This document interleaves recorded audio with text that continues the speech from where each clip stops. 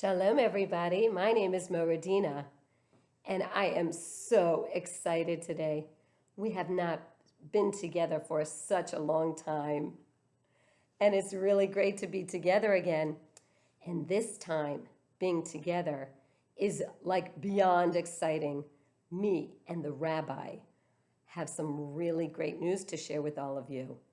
You're not going to believe it, but this is beyond. No shul, no community has ever done what we have done. And you're going to just be so excited to be a part of this. Yes, there was someone who gave a tremendous donation to our synagogue, at least $1 million. They wanted to keep the lights on, keep the shul going for the next couple years, for the next probably 5 to 10 years, but we said no. Me and the rabbi said no. This is not going to be a good idea. We have a better idea. The rabbi and myself, with that $1 million, took a trip. Yes, you are not going to believe it. We took that money because we're doing it for you. We took a trip all the way, you're not going to believe it, to Shushan. To Shushan. Shushan, yes, Shushan, somewhere in Iran, yes. And you're not going to believe what we discovered there. We discovered exclusive interviews with all of the major characters, major characters, major people from not only years, at least 2,500 years. Yes, they've been hidden away. All from Megillas Esther, and we're bringing it to you, all of our amazing friends and family from our community. Yes, we actually stayed in the Ritz of Shiraz. It's quite the hotel. Yeah, with the $1 million, we were able to stay in the best hotels. And boy, was it fantastic. We were arrested at least once or twice, but we were released once we showed them the interviews. They chased us out of the hotel. They didn't want to watch it. We were making them watch the interviews, and they said, get out of the hotel, get out of jail. Like they threw us out of jail and go back to the hotel. Like that was our key to get out of jail, was to make them watch our interviews. But anyway, now that it's before Purim, we thought it was a very timely message for all of you out there to meet, to get to know our Purim characters, our Purim people. We thought they were gone. 2,500 years have gone by, and they're still alive. And you are going to get to hear exclusive interviews that no one has ever heard before, no one in life since Megillas Esther. This is such a treat, and I want you to spread the word. Now, we were called from the YouTube channel. They were in fear. You know how you see like millions of people click on? They were in fear that we would like top the millions and trillions of mark of clicks over these interviews. So they made a request that family members get together and watch it together, because they didn't want that many clicks on these interviews, because they knew it would like blow up the YouTube channel. So they asked me to make that request. So tonight we're going to begin with our very first interview. I'm just like beyond excited. This is exclusive only for our community, and of course beyond. Our community and beyond. So we want you to spread the word. We want you to share it, because this is something that will be forever a memory. A memory of what? I do not know. But something that you will treasure. And your family, your grandchildren, great-grandchildren, forever and ever. Never has this happened before. So tonight, I'd like to introduce you, yes, to our very first interview, exclusive for you and beyond. And remember, only click once or twice or 10 million. Yes, you were the ones who spent $1 million. No, that person who donated the money. I'm just like so excited, I don't know what to do. Introducing to all of you out there and beyond, our very first, and of course, we're going to begin from the very beginning of Megillas Esther. we'd like to introduce to you, for the very first time since the Megillah itself, the renowned, very honorable, maybe very honorable. It's going to be for you to decide. The very honorable, and I'd like everybody to please rise. I don't know why. Just joking. Maybe you want to rise, maybe you don't. You decide out there, family and beyond. We'd like to welcome all the way from Shushan, none other than the one and only Melech Achashverosh, King Achashverosh. Are you ready? This is it. I'm so excited. Melech Achashverosh, please come in. Welcome tonight to an exclusive interview that has never happened since Megillas Esther. We're so glad and honored to have you, I think. We're not sure. I'm especially glad to be here. I'm especially Persian, so I'm especially glad. I'm from Tehran, Shiraz, but mostly I'm from Shushan. In Shushan, we drink to that. As I said, I don't know if it's going to be something honorable, but you be the judge of that. Honorable, I put on my bow tie for this occasion. You look It's got to be honorable. I've been very dapper. I combed my mustache. Now you're sounding a little French, but yes. Okay, French part of Shushan. Mm-hmm. So, Melech Achashverosh, we have a few questions to ask you, and we're so honored to have you here this evening. It's like an honor. Do you like a drink? It's good. God forbid. It's good. God Persian forbid. wine, the best. Okay, so let's begin the interview. And we're all wondering out here, all out there. Oh. We're all wondering out there. Yes. How did it happen? How? Please share with us. Where have you been hiding this whole time? Hiding? I'm not hiding. I'm never hide. The king doesn't hide. The king doesn't hide. Sometimes where I'm located, I have a little place on King's Highway. And sometimes I live in Kings County. And of course, I spend time in Sacramento because that's where the kings are. I'm around where the kings are. I understand. By 285, there's me and the queen. We're there. Oh, yes, that makes a lot of sense. Well, so you've been hiding out for 2,500 years. You look pretty good for 2,500 years old. Yeah, see, that's a little gray, but my mustache is still black. That's the main thing. I put a little dye in it. It stays black. Looks better that way. Now, we're all wondering out here, like we read in the Megillas Esther every year about you. Megillas Achashverosh. Well, it's actually called Megillas Esther. I'm No. sorry. It's when we print it, it's Megillas Achashverosh. Everything's about me. It's always about me. Well, nothing about me. Esther, nice girl. We're not going to. Nice girl. Jewish, by the way, Jewish, but nice. First, we're going to talk about your first wife, Vashti. Vashti, remember the Vashti? I kind of Vashted my hands from her. Why did you get rid of her? Was there a reason? I didn't get rid of her. She retired. She retired. How did that happen? She saw maybe her career past her prime a little bit. Maybe time for someone else. New ideas, better, But isn't more better with technology, time to move on. But isn't she the one with the lineage? Not you. Lineage, linear, planes, cubes. I don't know so much about geometry, but she was okay in her time. But time marches on. Everyone's going to move away and make room for the next. We don't eliminate people. We let them move on. No, we have been reading all these years a very different Megillah. But that's okay. We were wondering, though. Everyone out there submitted questions to me. And we're wondering, how did you choose Esther as your queen? How did you choose Esther? Well, you see, there was many, many, many factors.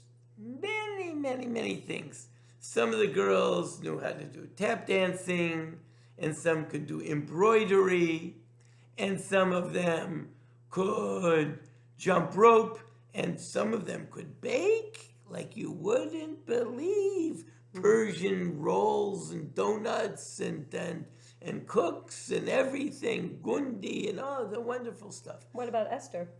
Esther, she couldn't do a thing. Not one thing. But you know what? Everybody loved Esther. She walked in the room, everyone just fell for her. 1, 2, 3. Everyone loved Esther. And I loved her too. What a nice girl. So nice. Like everyone's girl next door. I understand. Now, let's go back to that almost assassination of you. Ooh, You were almost assassinated by Bigsan and Seresh. that was tough. Yeah, that was tough. Close. Why didn't you eat that food? They tried to get you to eat that food, but you refused. I'll tell you the truth. You actually were thinking. I'll tell you the truth. It was all by the grace of God's. They put poison. Those rotten bums. We took care of them good. They won't do that again. They put poison in my ketchup. But they made a mistake. They didn't consult the menu. That night, they served hot dogs. And I never put ketchup on my hot dog. Ugh, ketchup, mustard only. Mustard. Nobody eats ketchup. Oh, Hot got dogs? it. Got it. Yes, that's correct. But I happen to eat mustard on my hot dogs. Mustard.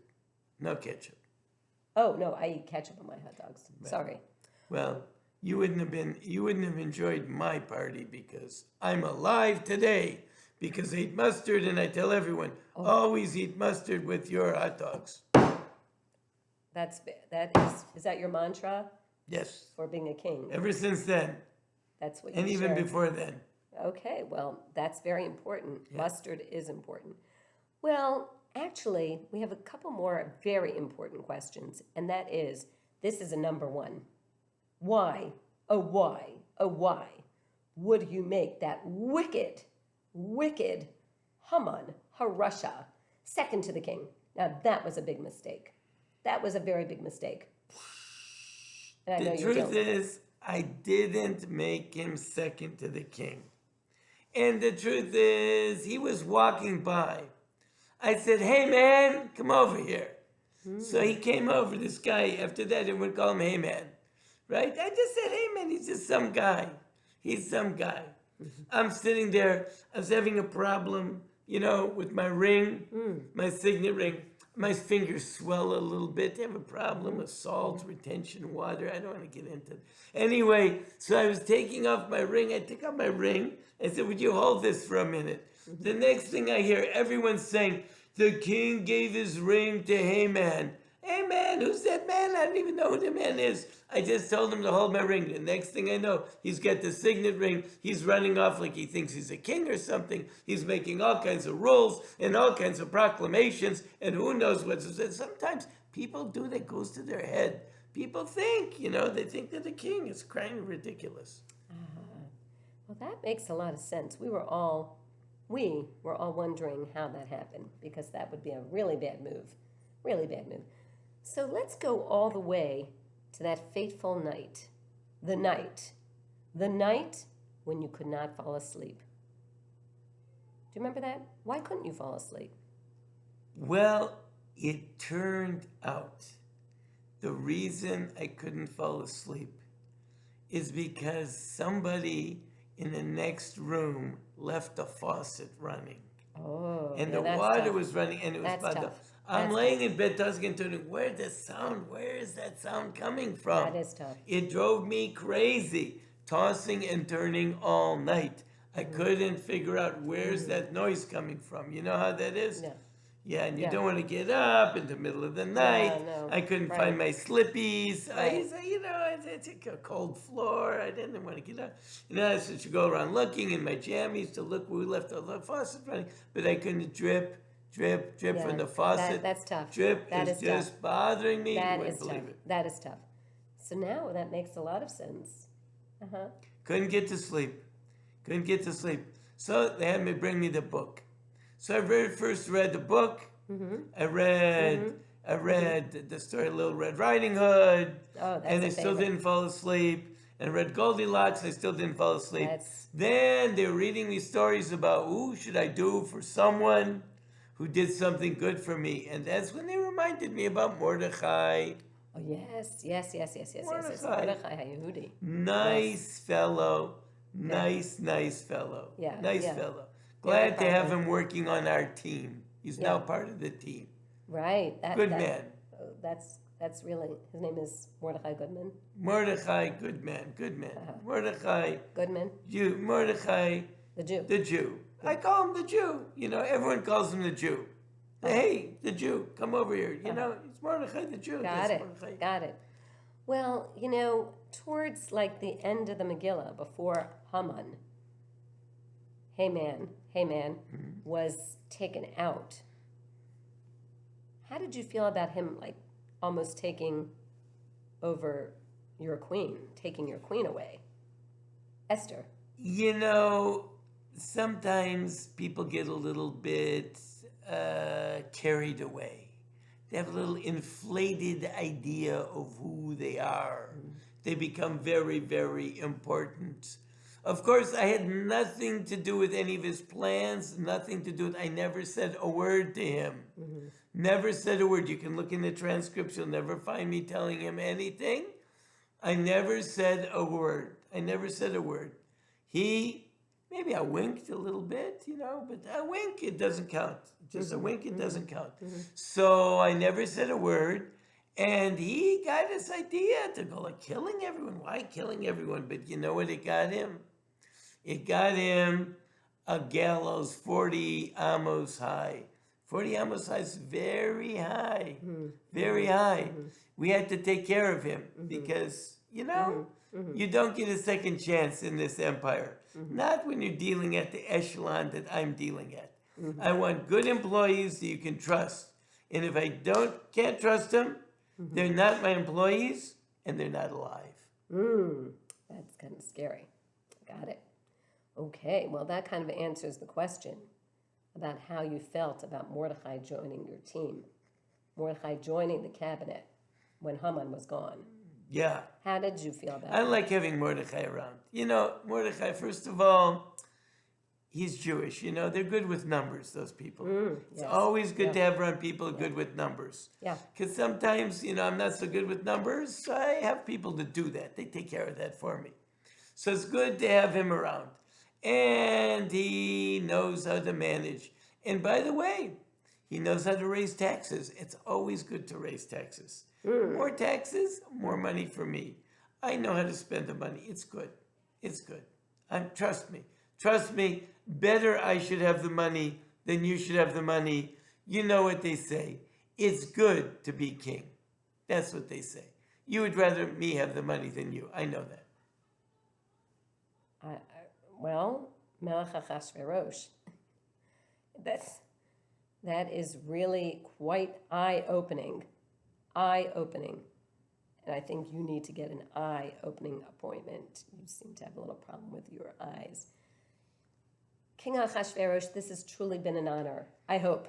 Yes, Hard to tell. Yes, Hard to tell. I'm so honored, and especially honored to be able to speak to your wonderful congregation. And Exclusive. right? No one has ever and done all this. those children. And remember, Haman was responsible. I had nothing to do with it. Everyone should remember. Nothing. Remember. Say after me. N-O-Ing. Nothing. Well, remember that. Nothing. Okay. Well, this may be a new creation of a Megillas Esther, Megillas. It's achashverosh. Megillas achashverosh. But Right. in any case, this has truly been an honor to meet you in person. And I'm sure for all of our folks out there who've enjoyed getting to know Melech Achashverosh in another way. And of course, exclusive. like no one has ever been able to meet you in person. Thank you for having me. Thank you And for I coming. just really have a question for you. Yeah. Do you know where I can get a good shoe shine?